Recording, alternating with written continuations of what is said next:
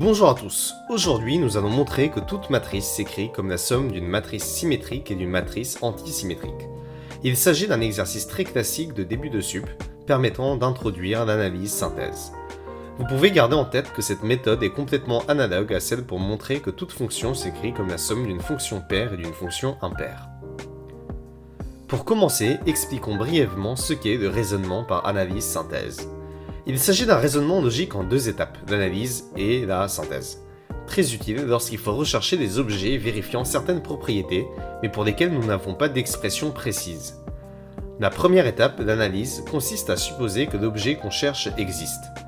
On essaye alors de raisonner sur cette solution hypothétique en essayant de trouver les propriétés qu'elle doit satisfaire. Plus on trouve de propriétés, plus on aura une image précise du résultat final. Suite à l'analyse, on aura alors un ensemble d'objets vérifiant les conditions du problème, un ensemble de candidats potentiels.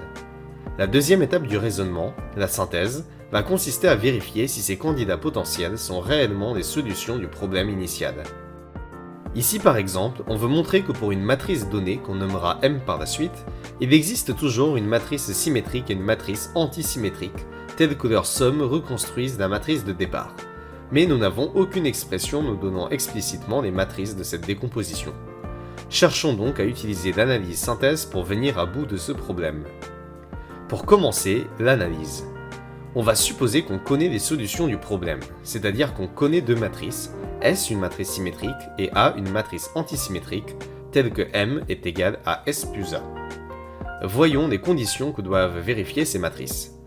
Le problème portant sur la notion de symétrie, il est naturel de vouloir appliquer la transposition à l'équation 1. Par linéarité de la transposition, on obtient que M transposé est égal à S transposé plus A transposé.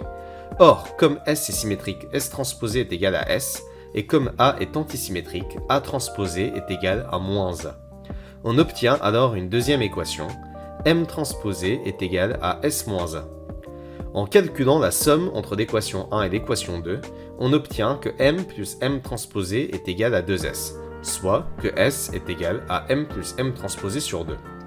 En faisant cette fois la différence entre l'équation 1 et l'équation 2, on obtient que M moins M transposé est égal à 2A, soit que A est égal à M moins M transposé sur 2. On a alors deux candidats potentiels pour devenir des solutions de ce problème. Une matrice S est égale à M plus M transposé sur 2, et une matrice A est égale à M moins M transposé sur 2. Maintenant, passons à la synthèse. On récupère les deux candidats précédents et on va vérifier, un par un, que les différentes conditions données par le problème sont vérifiées. Pour commencer, il faut montrer qu'effectivement, la somme de ces deux matrices redonne bien M. On calcule alors S plus A, et après simplification, on retrouve M. Il faut alors vérifier que S est symétrique et que A est antisymétrique.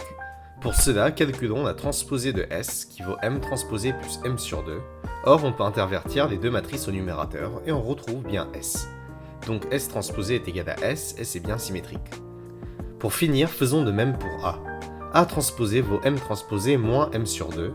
En factorisant par moins 1, on retrouve cette fois moins A, donc A est bien antisymétrique. Maintenant que nous avons montré que toutes les propriétés étaient vérifiées, nous avons démontré le résultat attendu. Il existe effectivement pour toutes les matrices une décomposition en matrices symétriques et antisymétriques dont les formules sont données par les expressions de S et de A.